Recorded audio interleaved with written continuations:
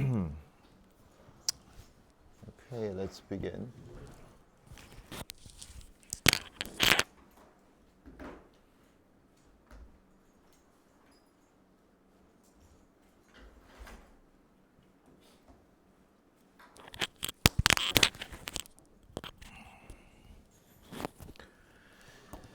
Okay, so today we're going to talk about the surface integral and 8th project. So we're gonna do it.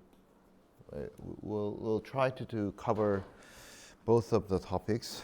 So surface integral. So let's briefly review about the line integral because overall it's basically the integral on the two-dimensional space.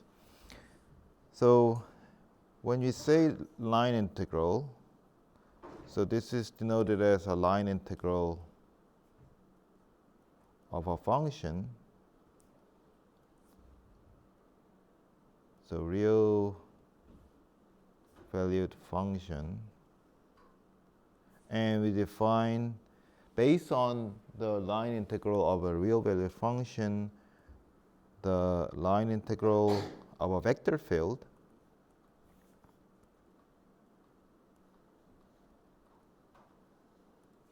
So what's the meaning of the line integral of a real valued function? If you think about a function as a height standing up in perpendicular direction from xy plane to the z direction, then the line integral is the area of a wall, because you're basically taking the length of a line segment and multiply with the height. So it's a area of a curved wall, but it actually can be flattened out so that it is the actual area. Or you can also think about line integral as a mass of a line, where f, the integrand, is the point mass, point density. And what is the meaning of the line integral of a vector field? Well, it's work done by the vector field along the curve in a certain orientation. So there are differences between the meaning of the line integral of a real valued function and the vector field. So we're going to talk about the surface integral, but there are also two types of surface integral. One is the surface integral of a real valued function, which generalize the meaning of the line integral of a real valued function. And also the surface integral of a vector field, which also kind of generalization of the meaning of the line integral of a vector field.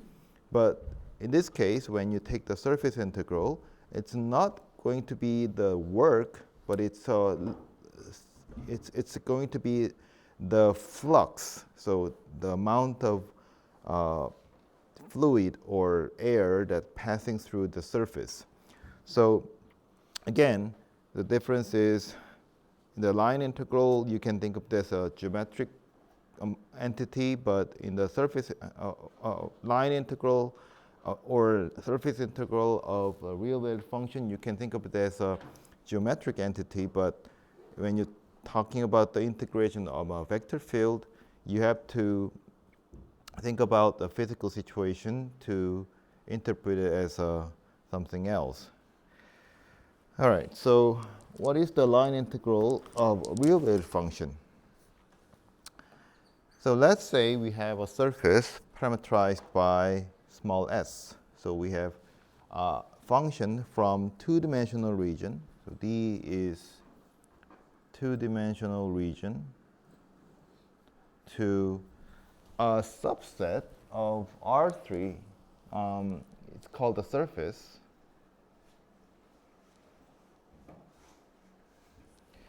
So as we talked before in the 7th chapter, when you say surface, it's always an image of a continuous map from the two-dimensional region to three-dimensional space. So you can think of this S as not the subset of a random point in R3. It's just continuous point, a set of continuous point that gives you the gives you the intuitive definition of surface.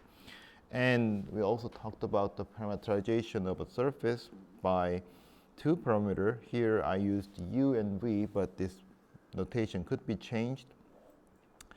And what is the surface integral of real valued function? So we assume that the real valued function is defined on the surface. So if you pick a point on the surface, you know what the value of function is. But each point on the surface can be parameterized by x, y, z coordinate. So we simply denote my function, the integrand, as a function of x, y, z. But in ideal situation, we're not talking about function defined entire the R3 space. We only concentrated on the point on the surface. But in order to describe it in a consistent manner, we only use x, y, z coordinate here. So this is simply a notation, okay? So I'm emphasizing again, whenever you see the line integration and surface integral notation, there is no meaning to ds or double integral sign or even the s or f itself. It just indicates what information we are using to compute what is called the surface integral. So it's just a notation, and the way it is computed is by this double integral. So you can see that the right-hand side is the double integral on the domain D defined on UV plane, and the integrand is a two-variable function in terms of UV. So here, as I said, f is originally given as x, y, z, three-variable function, but we are only interested in the point on the surface. We can also map one-to-one fashion with the x, y, z point on the surface with the UV point on the domain D through the function s, the parameterization. So this SUV simply means that it's the x, y, z coordinate of the point on the surface. And we're not just taking that function and integrating directly. We're multiplying this vector, the size of the cross product of SU and SV. What is SU and SV? It's the vector, that tangent vector to the direction of u and v. So what does that mean? So here's the meaning. So this term indicates the actual area of the surface partitioned through the partition of the domain D. So for example, this is your D and this is your S, and let's say S is the parameterization. So I'm assuming that the domain is the rectangular domain because it's easier, but even if you don't have a rectangular domain, you can always make a larger rectangular domain that contains entire D so that you can subdivide your larger rectangular domain to subdivide your entire actual domain D. So anyway, when you do this, then you have small region inside of the D, and this small region, each of these small regions, so I subdivided into 5 by 5. So there are 5 by 5 sub-region of your surface inside of R3, and each sub-region has an area, but we don't want exact area because we are going to take the integration by taking many partitions. So we can only take the approximation of each area by taking the area of a parallelogram. So these are surface, curved surface, but I'm going to approximate each of these small surface area with the area of a parallelogram, and I need to know what are the vectors that bounds the parallelogram. These vectors are SU and SV. Because what is SU? It's here. Let's see. SU is XU, YU, ZU vector. So when you have a parameterization, it's the mapping from point to point, but when I take the partial differential, I'm talking about the vector. and SV is xv, yv, zv. So these three-dimensional vector indicates how fast the points on the range moves when I move my point on the UV plane to the direction of u and v. So when I move to the direction of u, I have certain direction that my range, the image, moves. That's one boundary of the parallelogram. And do the same thing for movement in v direction to get the bound of this parallelogram. Of course, this vector SU and SV is only indicates how fast it moves. The actual amount of the movement is by taking the delta U and delta V, because you get these small areas. You get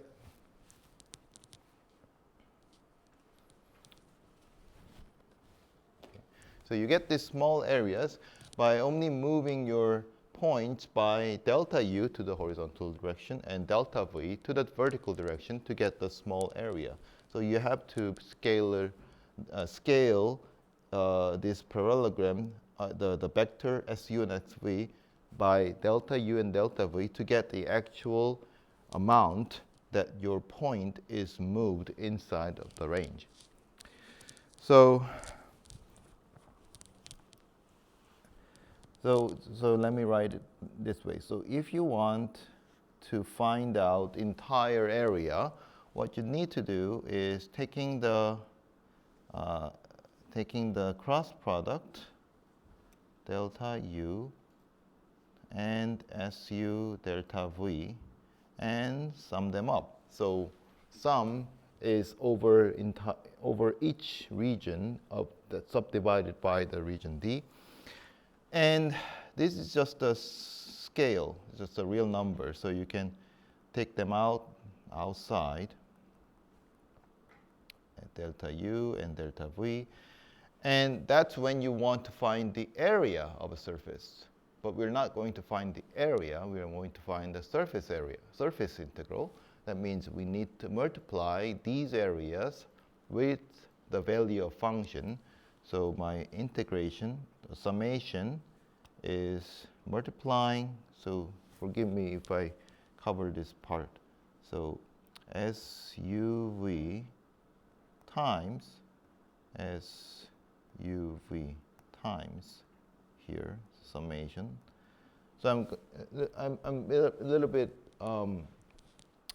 loosen up the strictness of the notation here. So what I'm doing here is I'm summing all the indices of the horizontal direction and vertical direction. So I need to change my UV into UI and VI and so on, But I'm just losing up the rigorosity here.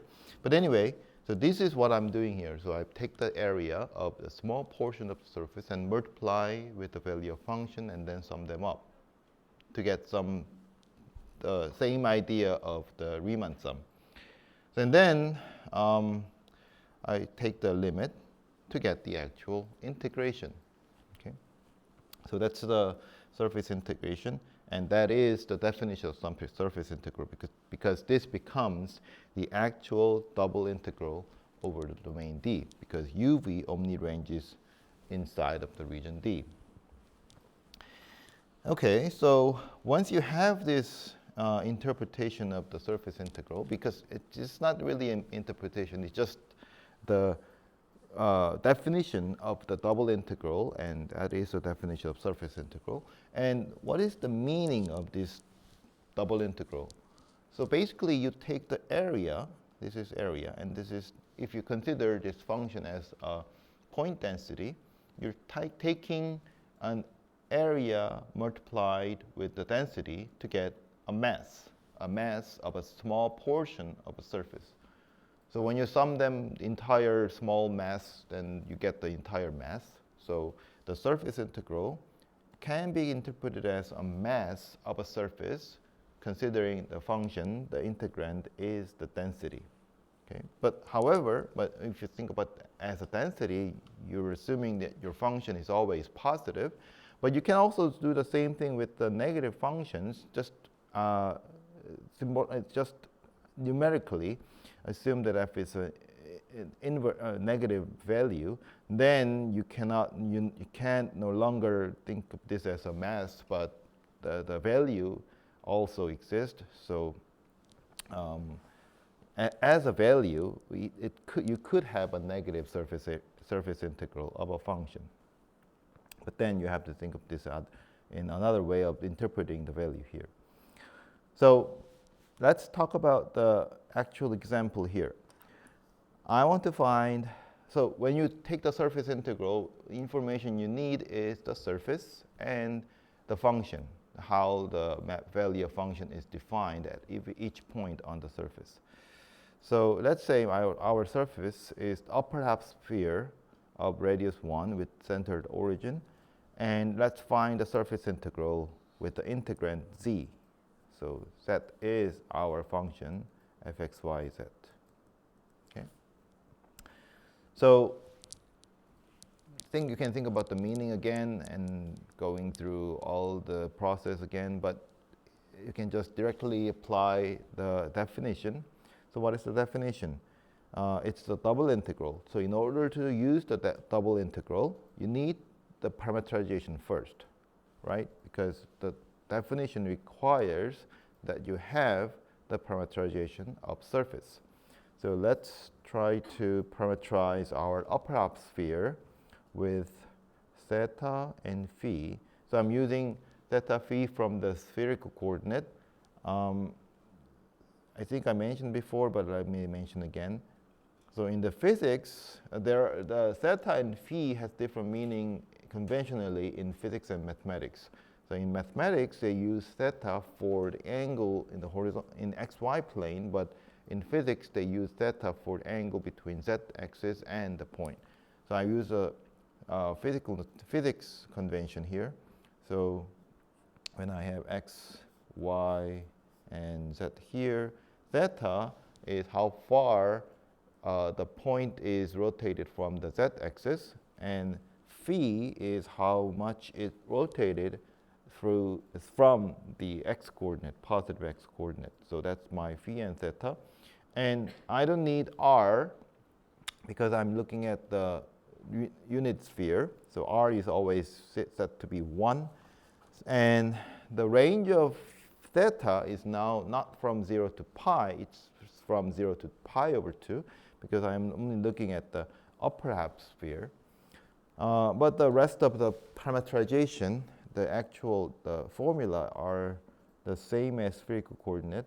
So we have sine theta, cosine phi, sine theta, sine phi, and cosine theta. Theta from 0 to pi over 2, phi from 0 to 2 pi. Okay, so that's my parameterization. And what's the integration to find the surface integral? So I take double integral all over this rectangular region.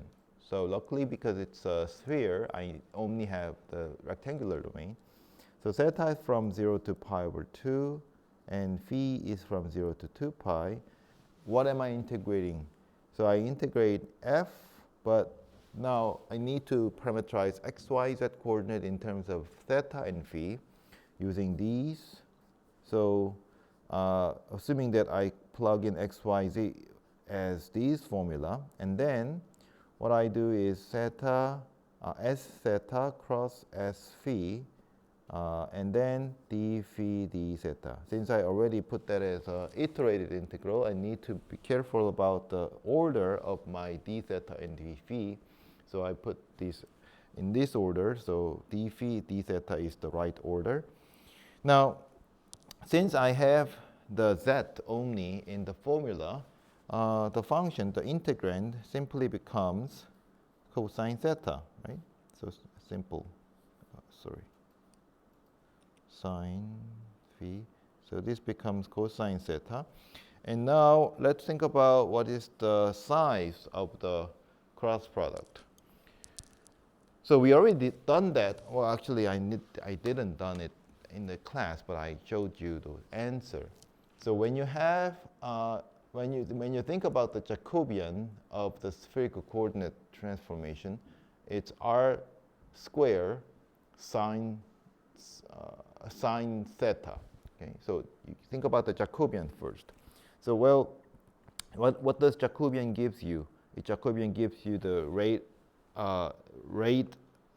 how much the difference between the area inside of domain and area in the image, right? So that it is the ratio of these two areas in the domain and the codomain. Here the same. So the role of this size of a cross product is to make the area to be the same area as the actual surface area. Because when you take the d theta d phi, it's the area inside of your domain D. But you're not taking the domain D area, you're taking the area of a surface, the image of D, right? So how much is difference? So the ratio between the area inside of D and the area in the actual surface that is mapped to from the D is this much. The same area as the parallelogram, right? So we know that this is actually equals to simply sine theta. Where is r gone? So r is 1, so you don't have to think about r. R is fixed to 1. So since this is our integration, there's no phi in here. So we have 2 pi, 0 pi over 2. And now cosine sine becomes 1 over 2 sine 2 theta, d theta. So this becomes pi times 1 over 2 cosine 2 theta, 0 to pi. So how much is it? Oh, yeah, I forgot to minus here. So minus pi over 2, minus 1, we have pi. Okay. So the surface integral is pi. You can think of this as a mass of a surface of the upper half sphere where the density is given as z. So on the xy plane, you can think this as having no mass, no density. But when you go up, then the density is denser as you go up. So the total mass of this upper sphere is pi. It's a positive value. Okay. So second example is actually a tricky one. So I'll do it together. But let's think about. So let's think about this as if you're doing it. So S is a sphere of radius 2, centered at the origin. I want to find out the surface integral of these functions. So again, even though I put ds on top, you can think of this as a function 1 over, let's keep blinking. Okay, so think of this as a 1 over square root of these things. And then that's your integrand. And I want to integrate over entire sphere of radius 2. Okay, so what does this mean in the denominator? It means the distance between point x, y, z to 1, 1, 1. So where is 1, 1, 1 in? So 1, 1, 1 actually lies inside of the sphere of radius 2 centered at the origin. So you're taking you're fixing a point 1, 1, 1 inside of the sphere, and then you take the distance from the surface of the sphere, and then you take the inverse or reciprocal of that distance and sum them up to see what that is. All right, so let's, since we need a space, let me open up notes here. Let's try to compute this.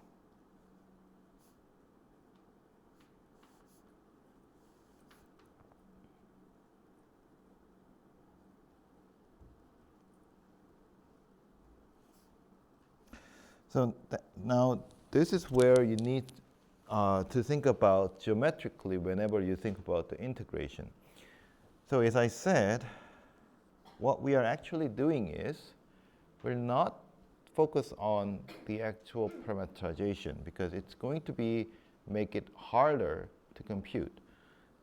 Well, you can compute by numerically putting it into into the program, but let's think about this in a clever way. I have 1, 1, 1 here. By the way, the reason why 1, 1, 1 is inside of the sphere is because the distance from the origin to 1, 1, 1 is square root of 3, which is less than 2. So it always lies inside. So assume that this 1, 1, 1 is inside of the sphere. What I'm doing is I'm taking all the points, let's say x, y, z here, and take the distance d. So d depends on the location of my x, y, z on the surface. And then take the 1 over d, and then take the integration. So sphere is symmetric, right? It doesn't matter whether I rotate it in any direction, okay? So when I do this, when I just taking all the points and then take the distance and reciprocal, I don't care whether 1, 1, 1 is in the 1, 1, 1 position or after I rotate this sphere to make this 1, 1, 1 to go to 0, 0, 1 square root of 3. Because all I'm doing is just taking the distance from every point in the sphere and then take the reciprocal.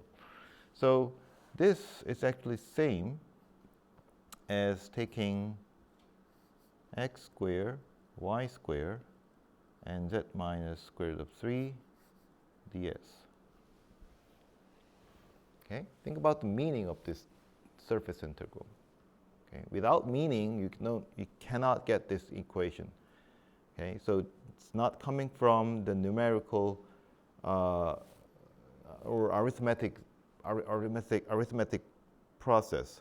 It only comes from geometric intuition. Okay? Everyone got this? Why get the equation here?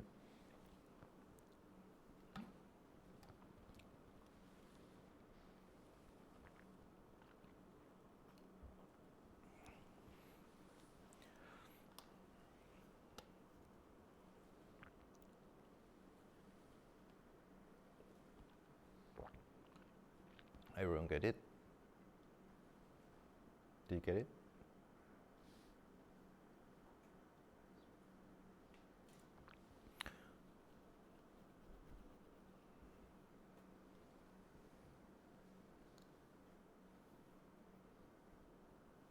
Okay, once you get this, then integration is simple. You have to parameterize the surface, the sphere of radius 2. Well, let's see, you can either use the spherical coordinate or you can use cylindrical coordinate. I think it's better, let's see, which one would be better? I think it would be better to use cylindrical coordinate. So in the cylindrical coordinate system, you have r, theta, z, right? That goes to x, y, z. So z is going to z. Here x is r cosine theta, y is r sine theta. And let's see. So by the way, so here r square, so we need x squared plus y squared z squared equals to 4 because the radius is 2. So I need r squared plus z squared equals to 4. So my r squared is actually 4 minus z squared. So let's plug that in. So this one becomes, the sphere is sphere, but since I change it to cylindrical coordinate in order to cover entire surface, I need to change my r and theta because z is now determined by r. So r is ranging from where to where? So r, since I, wait,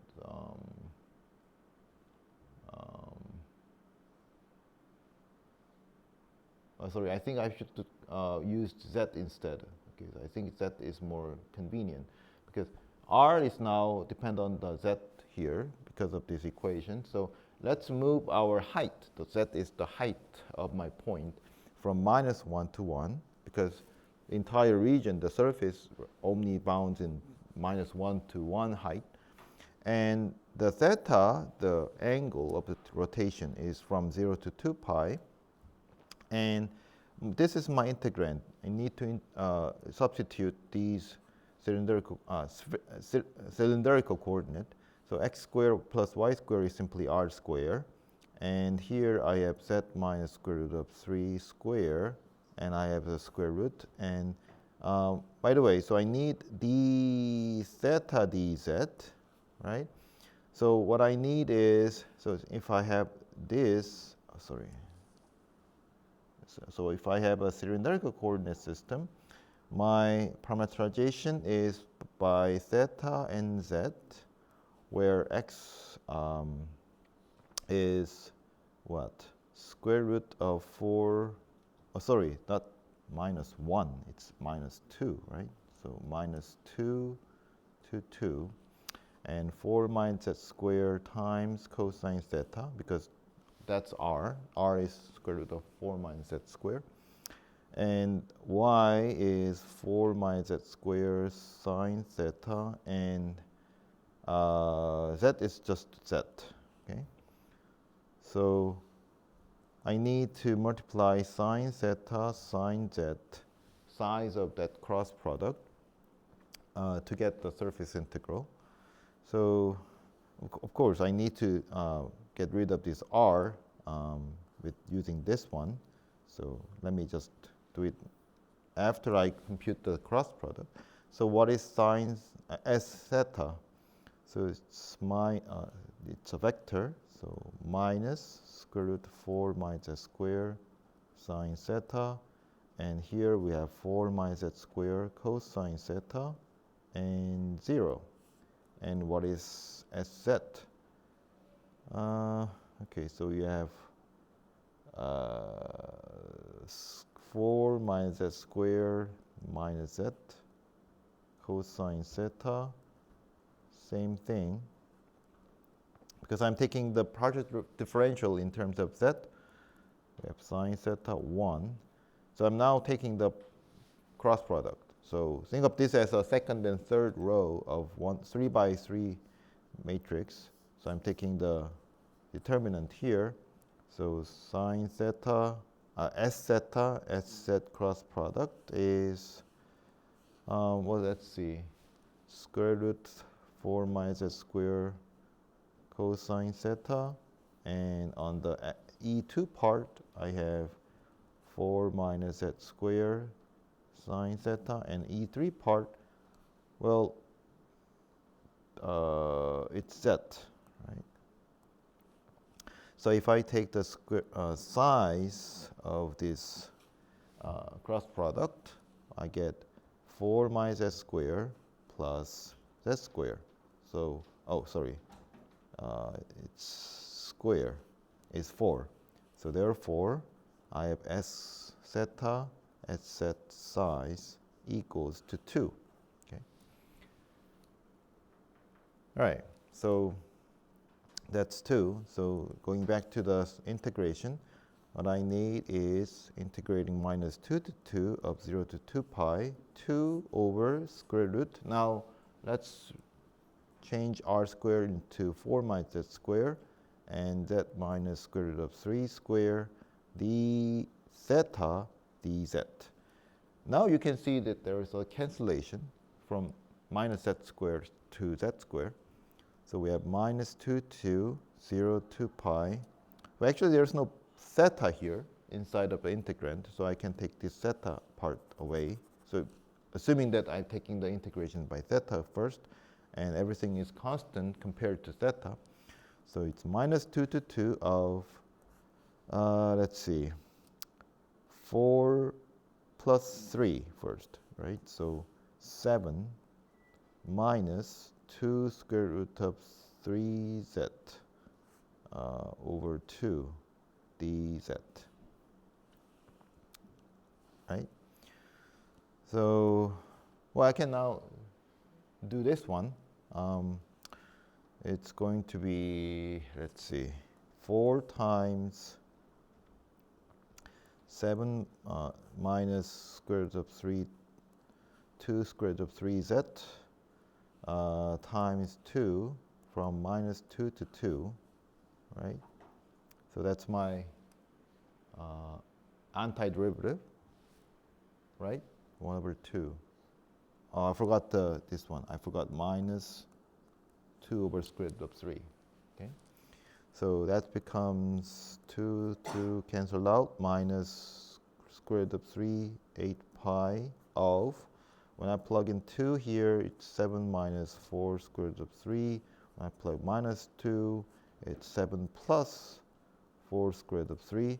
So you can see that actually the parenthesis is negative. You have a negative sign, so it actually becomes positive. That makes sense because we are taking the reciprocal of the distance, which is positive, as an integrand. So you should have a positive value for the surface integral, and this is the positive value. Well, let's make it simpler. How do you make this simpler? So if you remember the rule, I remember in my high school days, you have to memorize into 합의곱. So it's Korean. So add to and multiple. So we have, if you have 7 minus 4 square root of 2, then you can make into 7 minus 2 times 12. So this is the sum and this is the multiple. So what are the two values that sums to 7 and multiple to 12? 3 and 4, right? So it's 4 minus 3, which is 2 minus 3. And how about 7 plus 4 square root of 3. So it's 2 plus square root of 3. So this becomes 2 minus square root of 3, and this is 2 plus square root of 3. Overall, it's 2 times square root of 3. So it's square root of 3, 8 pi, 2 square root of 3 cancel out to 16 pi. So 16 pi is the surface integral. So this is just a tedious calculation after you set up the first equation. The first equation is this one. This one. So at the beginning, I asked you whether you understood this part. If you're not still understood this part, let me know if I can explain it again.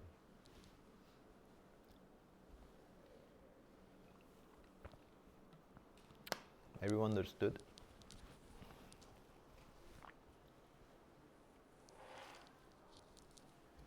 Han Jung-min, did you understand this part?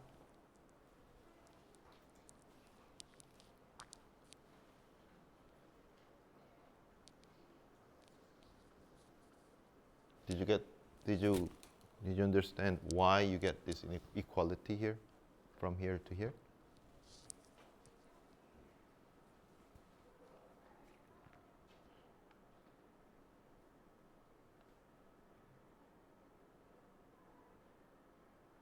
Han Jung-min, did you understand this part? No? Okay. So, did you understand this integrand here? The meaning of the integrand? It's 1, what's the integrand here of the surface integral? 1 over what? What's the meaning of the square root here? It's distance between which points? This one. What's in the denominator? It's distance between which points?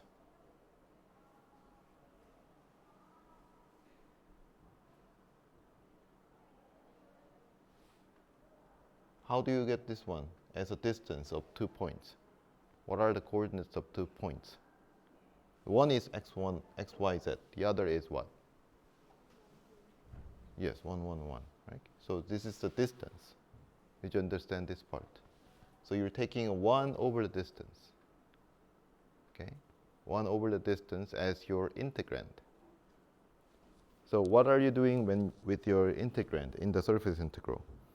You're taking the small portion of your surface and take 1 point inside of your small portion. Okay, so assume that this sphere is subdivided into smaller areas.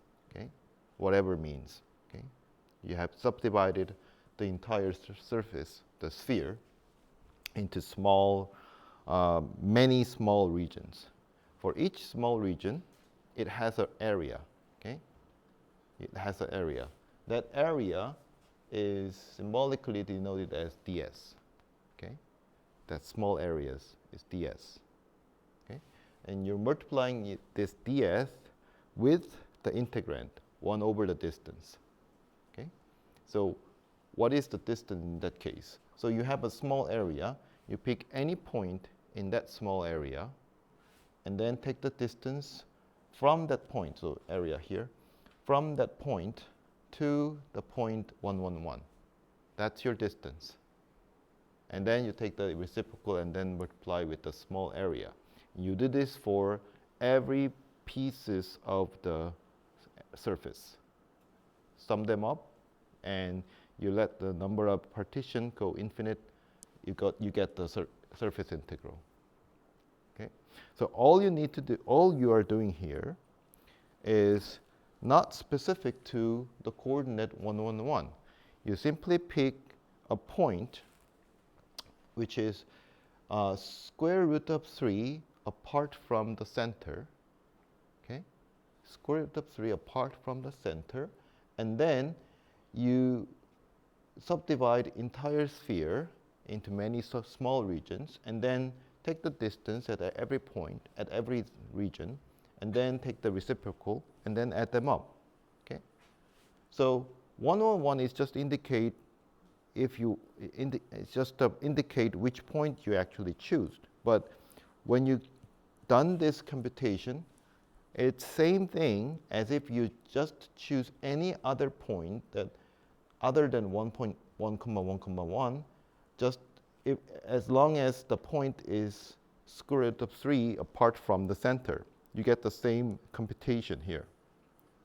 So that's why I changed my point 1, 1, 1 to 0, 0 square root of 3, because it doesn't matter, because what I'm doing here doesn't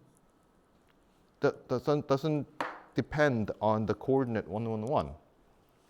All I'm taking is the distance from specific point, and the sphere is symmetric. So if I took the point somewhere in here, then it's the same distance if I rotate my sphere so that 1, 1, 1 goes to 0, 0 square root of 3, right? So I can do this for every point. Just rotate my 1, 1, 1 to 0, 0 square root of 3. So I get the same thing here.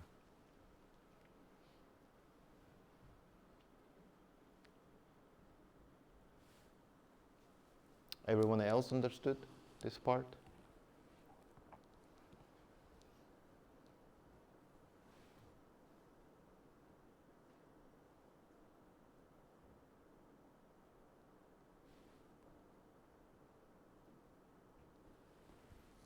Did you understand?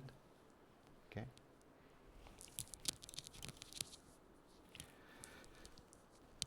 All right, so let's see if I have another example. Okay, so let's go to the surface integral of a vector field.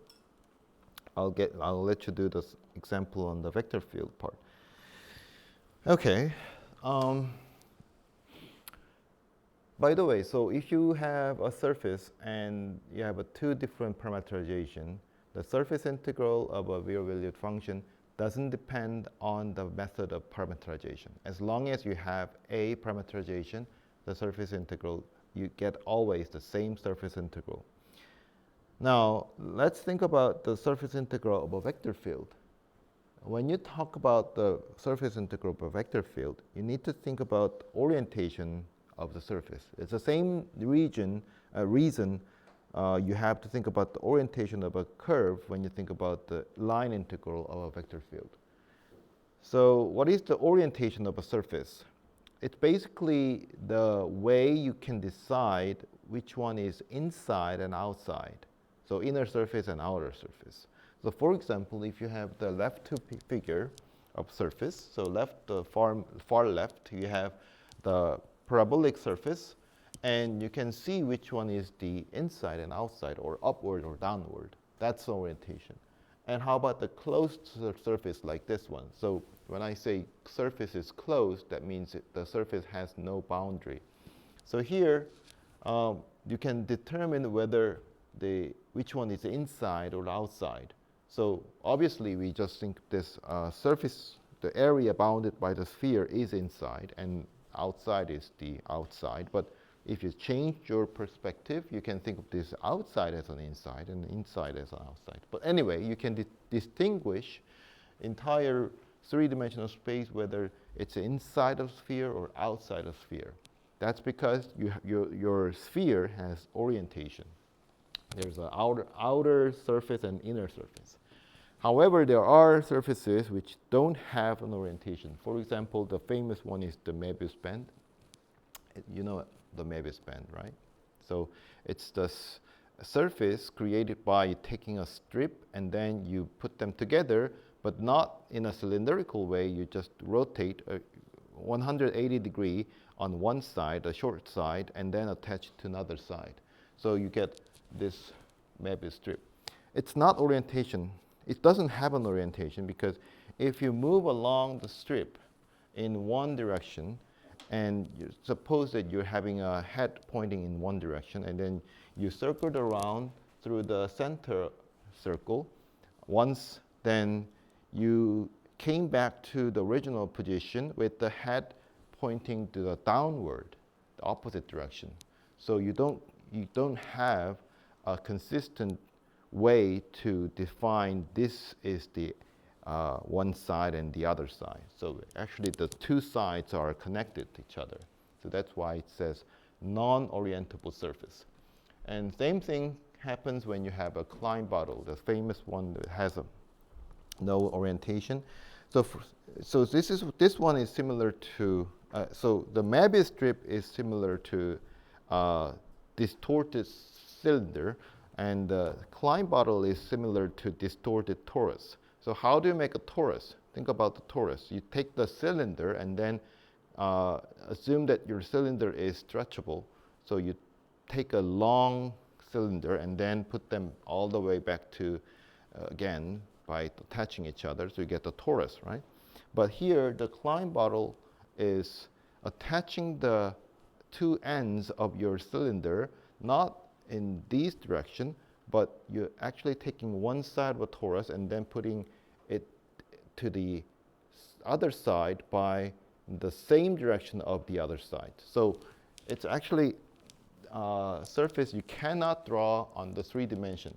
You can see that this one side of the neck is attached to another neck in the same direction. You have to penetrate in some sense to some surface of the Klein bottle to connect this.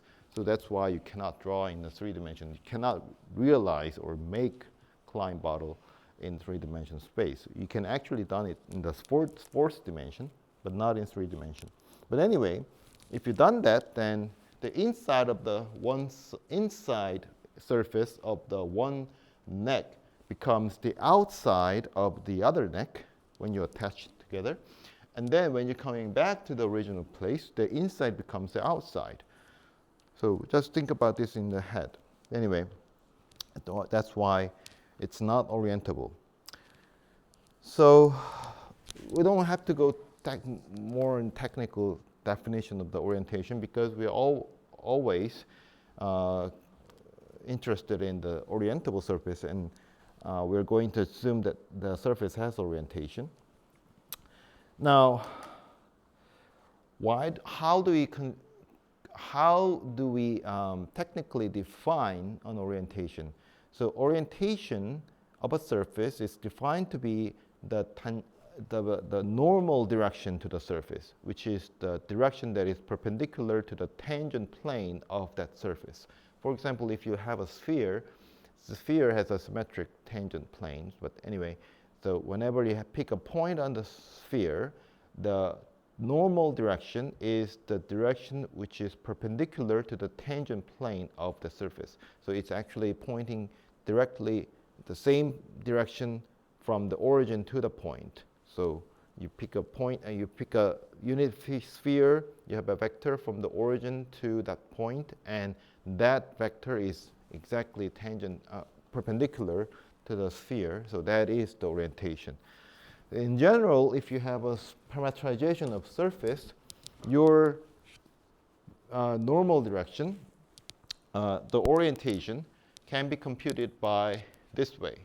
So what is SU? So S is the parametrization. SU is the tangent vector on the surface when you move your parameter u in the u direction, and same for SV. And we are considering this SU and SV have different direction, but also in the same parallel to the tangent plane.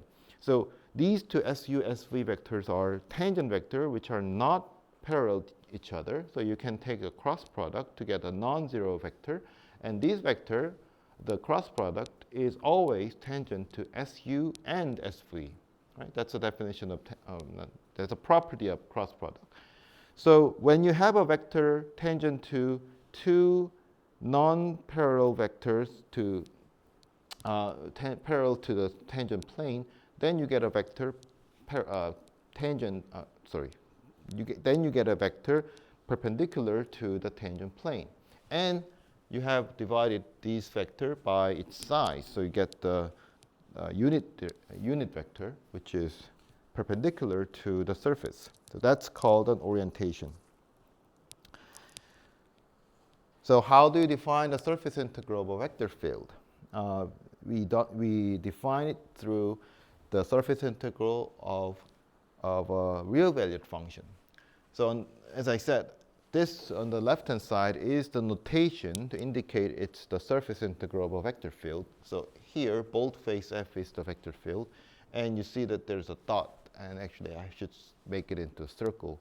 But anyway, it means that it's the inner product of this vector field to whatever that means, the small vector, whatever. It's because, as I said, it's just an indication. So if I don't have this dot here, it might confused with the surface integral of a real valued function. That's why I put the dot here. It indicates that there is integration over a vector field. And this is the notation. The way it's defined is the following. So we are taking the vector field and inner product with the orientation of that surface. So when you take the inner product of two vectors, you get the real value, right? So here, these two F and N are the vector field. So it's not a vector, it's a vector field, which means that if you have a point, these two assigns the vectors to it. So if you have a change of point, change of location, then you change the vector. So it's actually a function. So when you take the inner product, you get a function on the over the space, the surface S. So this is the function, real valued function defined on the surface S. So on the right-hand side, it is the vector integration, surface integration of the real valued function.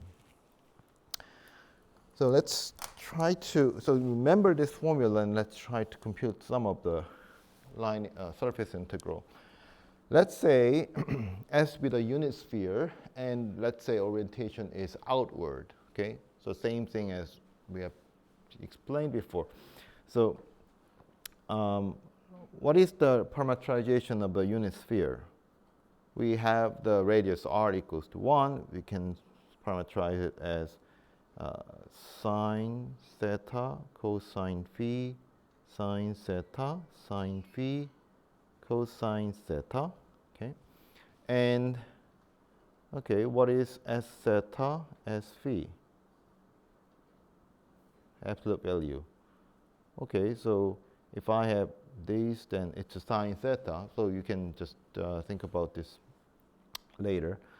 Now, so by the way, that's a size, sorry. So when I have the actual here, then it's same as sine theta, sorry, so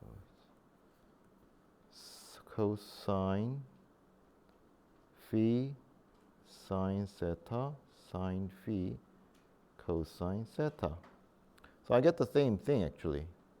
The reason why I get the same thing is because I have the point on the unit sphere, and when I take that point as if it's a position vector, it is tangent to the, it is perpendicular to the tangent plane.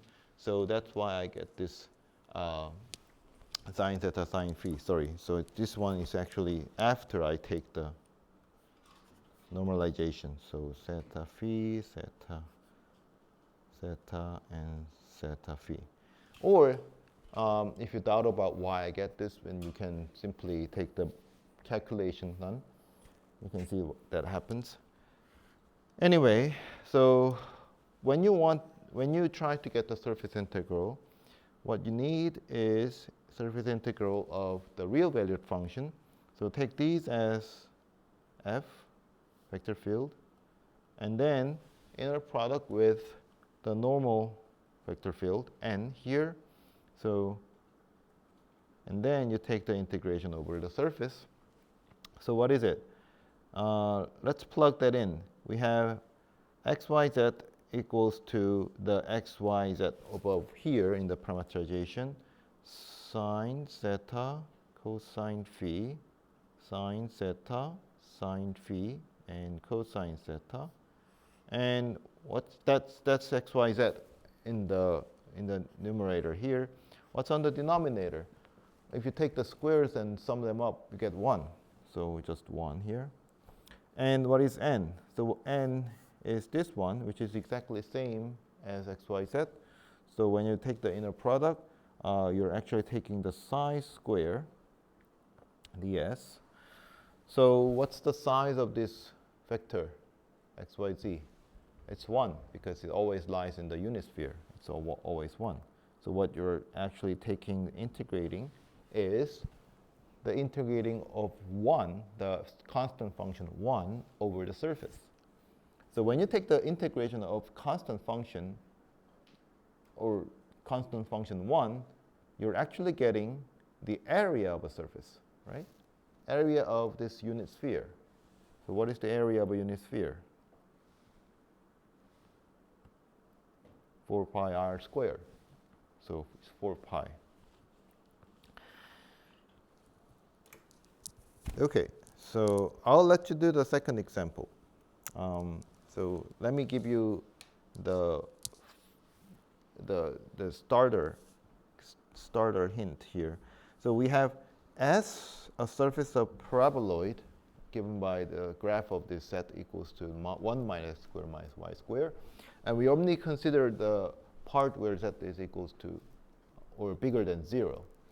So it's an upside down parabola, and we're only taking the upper part of this. And we take the orientation is upward. So be careful, it's orientation not directly parallel to the z-axis. It's a kind of upward direction. So if I draw the picture of this surface, it looks like this one. So this is x and y and z. And this is z minus x squared minus y squared. Z equals to positive. And upward means that it is this direction, okay? Not directly upward, because whenever you talk about orientation, it's the perpendicular direction to the surface, okay? Not absolute, not an absolute direction, okay?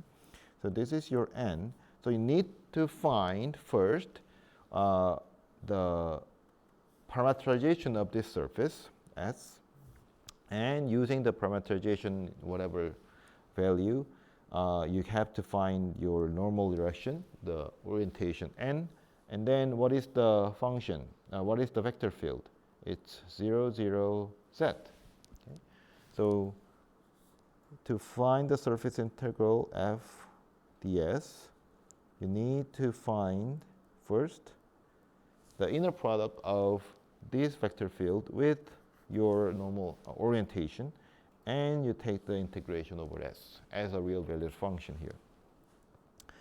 So find parameterization s. So I'll give you a hint, x, y, something here, and then find n in terms of x and y, and compute the star part. Okay, so if you don't have your group member came today, maybe you can join with the friends next to you, or like you have a friend next to you? No? Okay, so you can join somewhere nearby. And if you need your paper, then you can pick up the paper and pen here. So let's do this one together.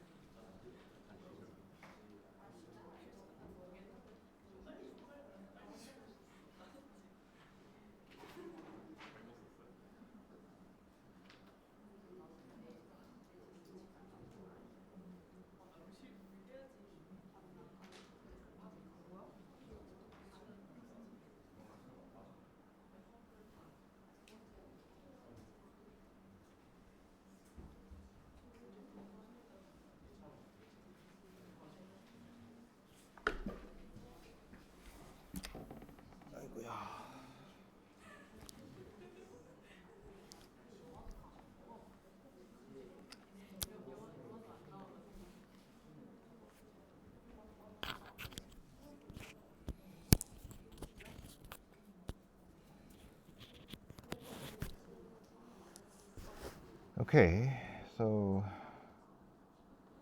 let's begin. Oh, so I think I spent too much time on here.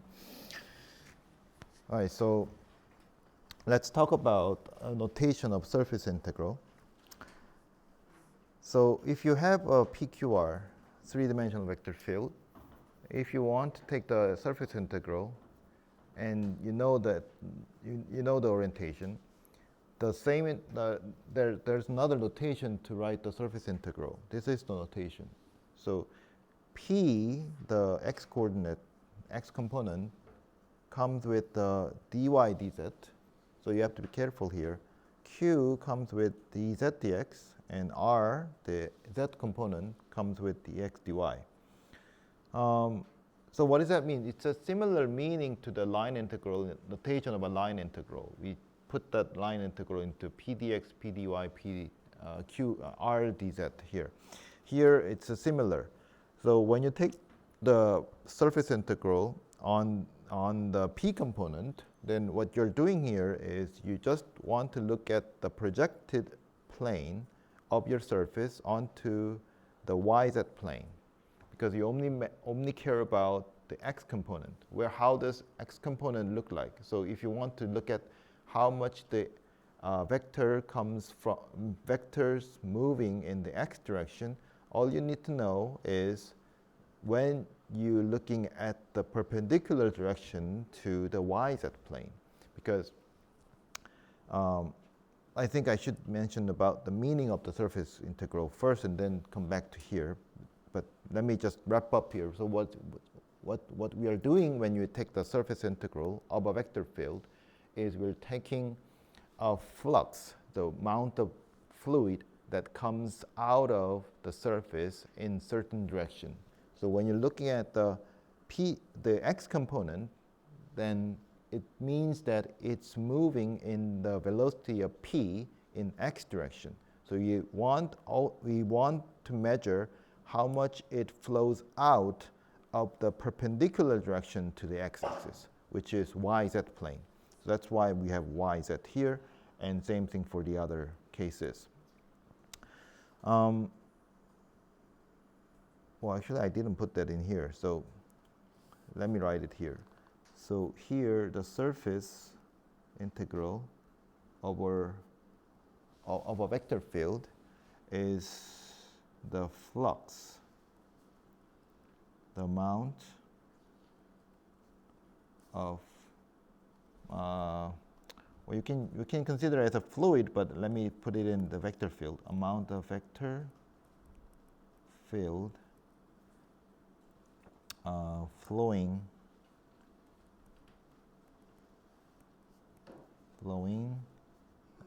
through the surface. Maybe put it this way. So the flux through the surface is the vector field, is the surface integral of a vector field. So this part is amount of flux, or not amount of flux, just the flux of P00, and this part is flux of 0Q0, and this part is flux of 0,0R.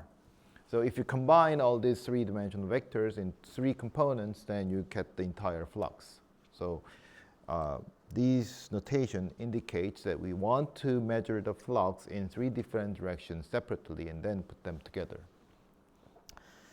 So the upshot of writing the surface integral in this way is sometimes it makes the computation quite easy. So suppose that we have this surface.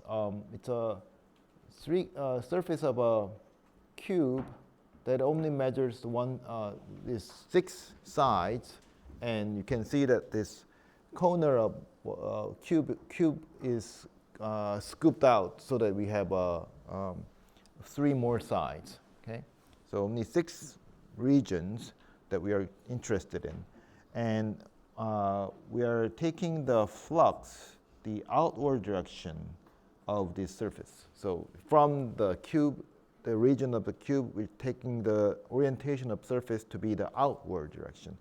So you see that these orientations are different for each surfaces. For example, if you're looking at S2, it's upward, strictly upward. And if you're looking at S1, it's the negative y-axis direction. Okay, so not positive. Okay, so this is x direction, y direction is z direction. So let's think about this part. I want to see how much the vectors flowing out from this surface to the z direction with the component z.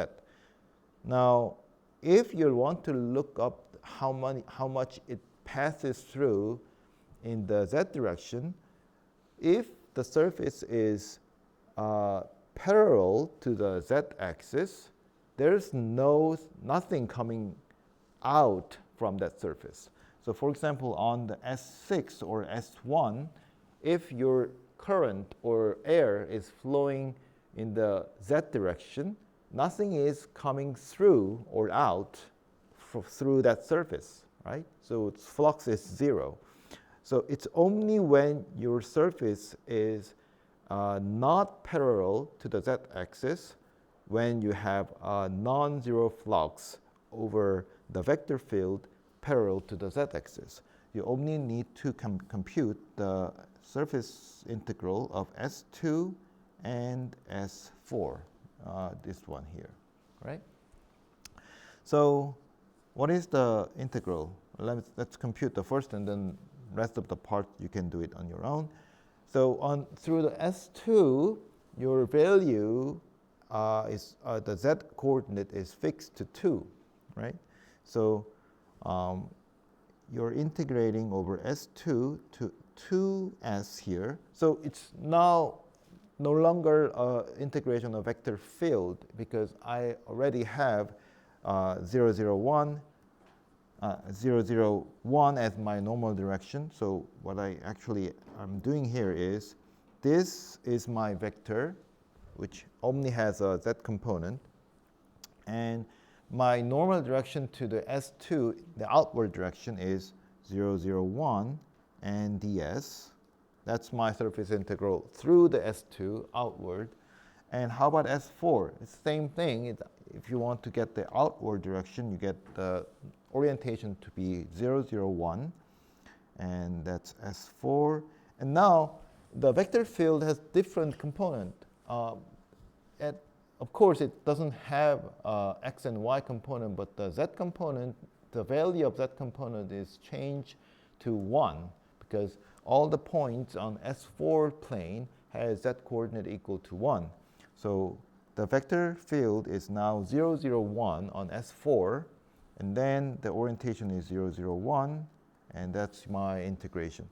So the first part, S2, is 2ds, and the second part is on S4, and this is simply just ds.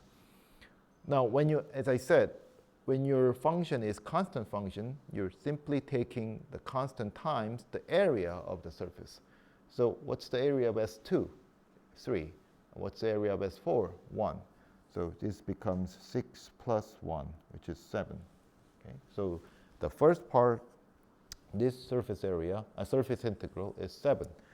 And you can do the similar. But be careful when you take the surface integral over S1. So the integration over S1 only survives on here. Okay? So on YZ plane, you're looking at the x direction. So when you x directional vector field, so when the vector field is flowing x direction, there's no flux across S1, so you don't have integration on S1. It only gives you integration over S3 and S6, and here it's S1 and S3. Okay, but when you well, S1 and S3 is fine, but when you're taking S3, for example, let's see. Oh no, S1 is fine. S1. Let's look at this S1 part here. What's the orientation of S1? It's -1, 0, 0, not 1, 0, 0, because you need to go this direction. So, so this direction is 0, minus 1, 0. Okay, so in the minus y direction. Okay, and same thing for S5. S5. Okay, here. Okay, so let me skip this one. I want to talk about the Green theorem. So let me state the Green theorem, and then let's talk about the simply connectedness here. What does the Green theorem says? If a vector field, this is two-dimensional vector field, two-dimensional vector field is defined on two-dimensional region, then the following hold. If you're taking the integration over the contour, over the boundary of this region D, so C is the boundary of D, then it is same as double integral over the domain D, the region D, of these two variable functions. So where does these two variable function comes from? It's the linear combination of partial derivative of component function of the vector field, qx minus py.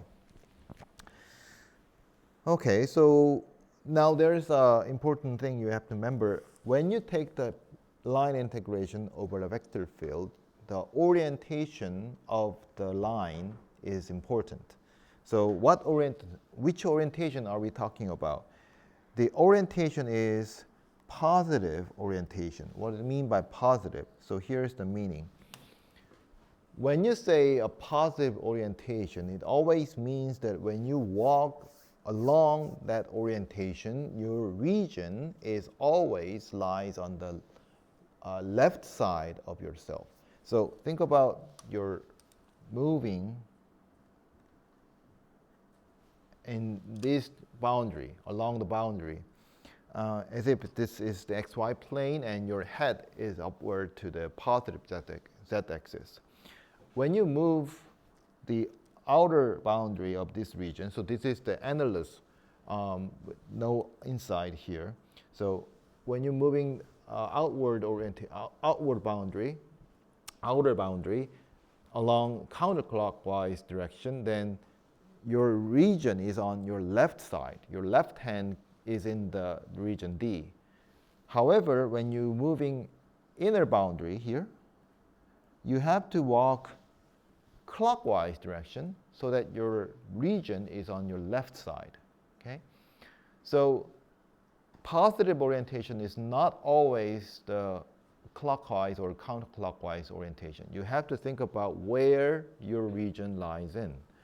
So this is the positive orientation, and the left-hand side in the Green theorem is always assumed to be the positive orientation. Otherwise, it should have a minus sign here. Okay, so let me give you an example here. I think I should talk about this next time a little bit more. So anyway, let's say we have a region D as a rectangular region like this one, and the positive orientation is the counterclockwise orientation like this one. I want to take the integration over the contour C. Let's use the Green theorem. So Green theorem says, so this is the integration of vector field y squared x squared ds, right? So this is my P and this is my Q. So if I use the Green theorem, this is same as taking the integration over the surface D, or the double integral over the D of qx minus py dx dy. So what is qx? It's 2x and 2y. And what is my d? It's simply the square from 0, 1 dx dy. So you can compute this. So it's not hard to compute by definition, because it's all the straight lines and the component functions are simple, but you can check that these are the same even if you take the line integral or the double integral using the Green theorem. Okay, so here's the proof of the Green theorem, but I'm not going to do it. Just let me show you where we're going to start next time. So We're going to talk about more on the green application of the green theorem. That is, we can actually calculate, you can actually use the green theorem to find out the area inside the region bounded by some closed curve, and like this one, the weird shape. And also, what we're going to do is we're going to apply that to finding the area of a polygon bounded by finite vertices. And the 8th project is actually about game making of regarding about the finding the area of a polygon. So I think I showed you before. So this is one I made by the Pygame package. This is just a prototype. So you can make a game, like you have to throw in some game element to it, but you have to incorporate the somehow the inside of the game there is a component that you have to figure out the area or compute the area of a polygon. So here I just made a part where the game creates a polygon and then computes the area of a polygon. So that's basically what we're going to talk about next time. So I thought I can cover this entire slide today, but that's fine. So think about the problem. I didn't go through the entire process here, so for this example, but I try to help as much as possible. But if you are still struggling, then let me know if you have any questions, or if you need more explanation, I'll put more time to it. So we'll resume next time from here. Okay, so see you on Friday, right? So see you on Friday.